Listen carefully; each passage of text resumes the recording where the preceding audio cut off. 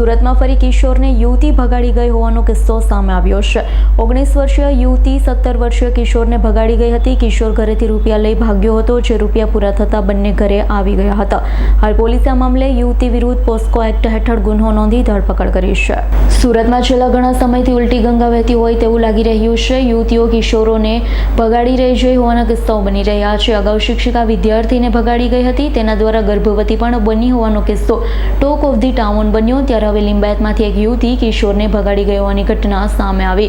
લિંબાયત વિસ્તારમાં રહેતી 19 વર્ષીય યુવતી 17 વર્ષીય કિશોરને ભગાડી ગઈ હતી, તો કિશોર ઘરેથી ભાગ્યો ત્યારે 25,000 રૂપિયા લઈ ભાગ્યો। રૂપિયા પૂર્ણ થઈ જતા બંને ઘરે પરત ફર્યા। તો આ મામલે કિશોરના પરિવારે પોલીસમાં જાણ કરી હોય, જેથી પોલીસે યુવતી વિરુદ્ધ પોસ્કો એક્ટ હેઠળ ગુનો નોંધી તેની ધરપકડ કરી કાયદેસરની કાર્યવાહી હાથ ધરી હતી। Bureau report S9 news Surat. અમારી તમામ માહિતીથી અપડેટ રહેવા માટે જોડાયેલા રહો S9 ન્યૂઝ સાથે।